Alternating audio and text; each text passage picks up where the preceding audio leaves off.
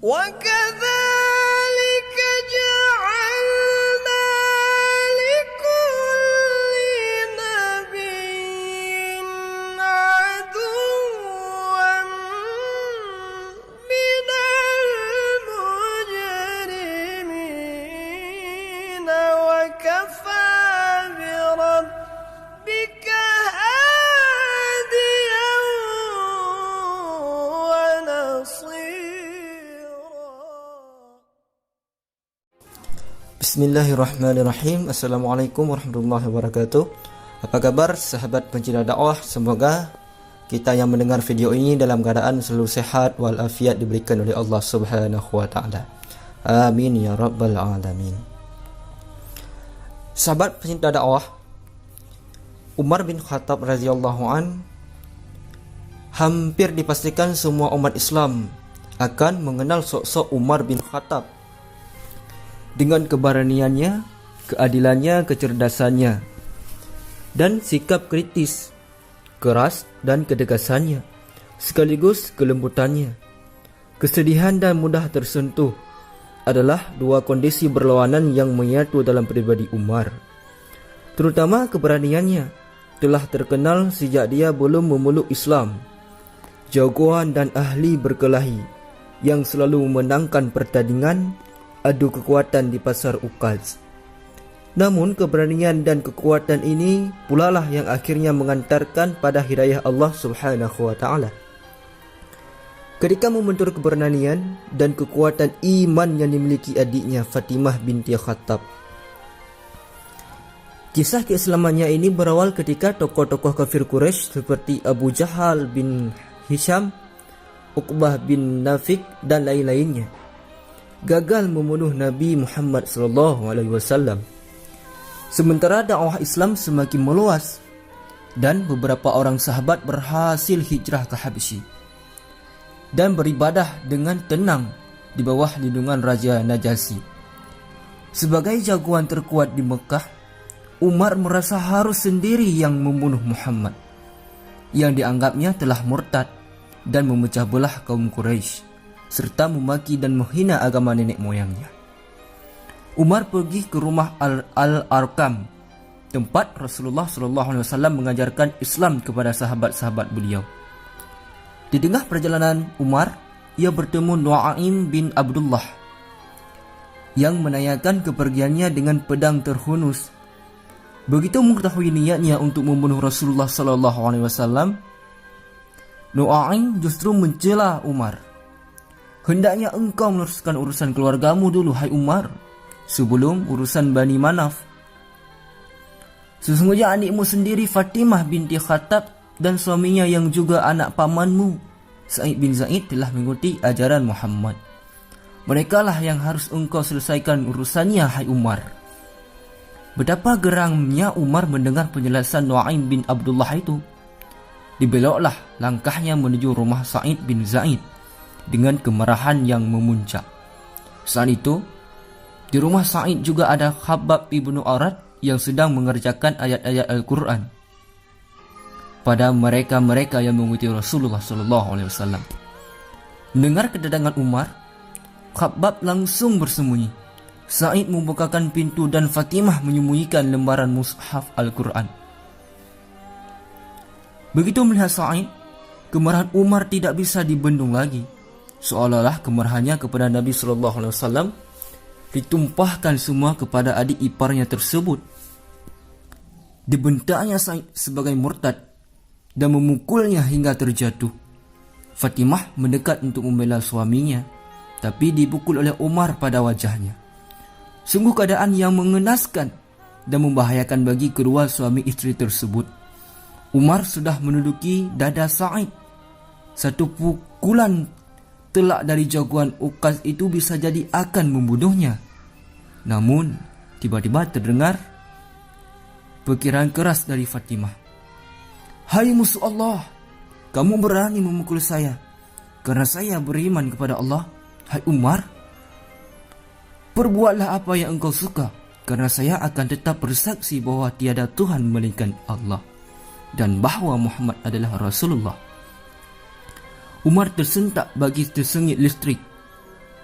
Pukikan itu seakan-akan menembus ulu hatinya, terkejut dan heran. Umar bin Khattab adalah seorang lelaki yang sering dilukiskan sebagai, jika ia berbicara, maka orang akan terpaksa mendengarkannya. Jika berjalan, langkahnya cepat bagaikan dikejar orang. Jika berkelahi, maka pukulannya adalah pukulan maut yang mematikan. Tetapi ternyata ada orang yang berani menentangnya. Seorang wanita lagi, dan adiknya pula. Kekuatan apa yang bisa membuatnya berani menentang kalau tidak kekuatan yang maha hebat? Kekuatan iman. Mulailah percik hidayah menghampirinya. Kemarahannya mereda.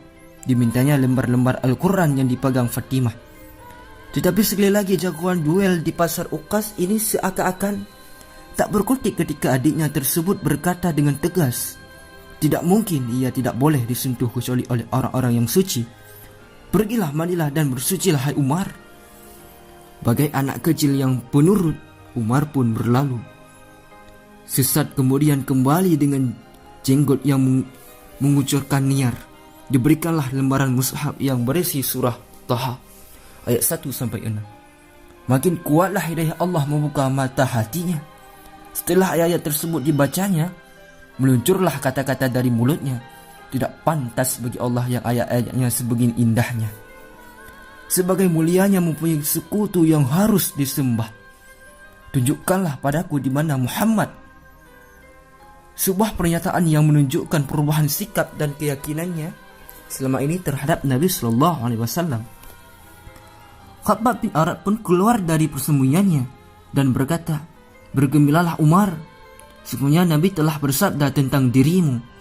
Beliau berdoa, ya Allah, kuatkanlah Islam dengan salah satu dari dua Umar, Umar bin Hashim atau Umar bin Khattab, dan engkau dipilih Allah untuk memperkuat Islam ini, hai Umar. Khabbab mengantarkan Umar ke rumah Al-Arqam di dekat Safa. Di sana ia ditemui Nabi Muhammad SAW. Beliau memegang ujung baju Umar dan berkata, masuklah kamu ke dalam Islam, wahai ibnu Al-Khattab. Ya Allah, berilah hidayah kepadanya. Umar pun bersyahadat. Maka bertakbirlah para sahabat yang hadir dengan takbir yang bisa didengar hingga sepanjang jalan di kota Mekah. Bahkan juga sampai ke Ka'bah. Benarlah doa Nabi Muhammad SAW. Keislaman Umar mengucapkan kaum musyrik dan menorehkan kehinaan bagi mereka. Tetapi sebaliknya, mereka kehormatan, kekuatan dan kegembiraan bagi orang muslim. Tidak seperti Mu'alaf sebelumnya yang umumnya menyembunyikan keislamannya. Umar sebaliknya, diingatnya siapa yang paling memusuhi Nabi Muhammad SAW. Siapa lagi kalau bukan Abu Jahal. Umar mendatangi rumahnya dan menggebrak pintunya. Begitu Abu Jahal keluar, Umar memberitahukan keislamannya. Abu Jahal menutup pintu dan masuk kembali ke rumahnya. Begitupun ketika diberitahukan kepada pamannya Al-As bin Hashim, dia justru masuk ke rumah. Biasanya mereka berdua ini kalau bertemu dengan orang yang masuk Islam, mereka menangkap dan menyiksanya. Ketika kembali Nabi Muhammad SAW, Umar menginginkan orang-orang Islam untuk tidak sembunyi-sembunyi lagi, karena menurut pendapatnya mereka ini adalah kebenaran. Hidup atau mati, pendapatnya ini dibenarkan oleh Nabi Muhammad SAW, dan beliau menyetujui keinginan Umar. Beliau mengeluarkan orang-orang muslim dalam dua kelompok. Kelompok pertama dipimpin Hamzah yang telah memeluk Islam 3 hari mendahului Umar, dan kelompok kedua dipimpin oleh Umar sendiri.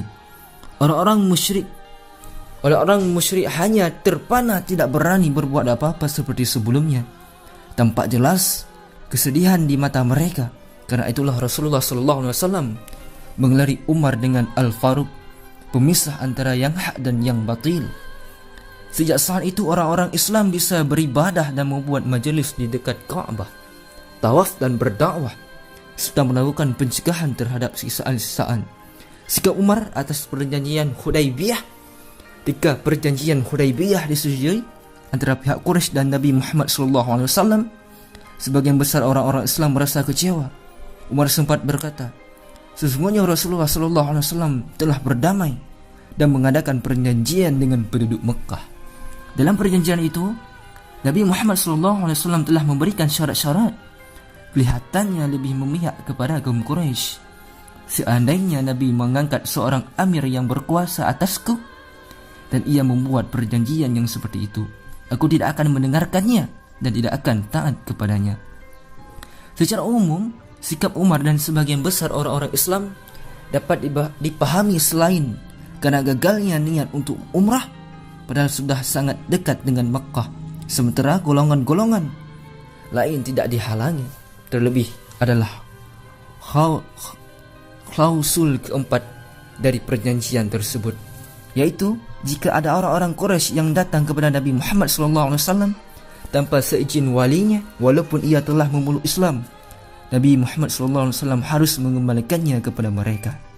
Tetapi jika ada orang Islam yang meninggalkan Nabi Muhammad SAW dan bergabung dengan orang-orang Quraisy, maka dia tidak boleh diminta untuk dikembalikan kepada Nabi Muhammad SAW. Cukup sekian dulu sahabat pencinta dakwah. Mudah-mudahan nanti kita akan sambungkan lagi cerita tentang Umar bin Khattab yang cukup mulia ini. Terus bersama kami dan nantikan video selanjutnya. Assalamualaikum warahmatullahi wabarakatuh.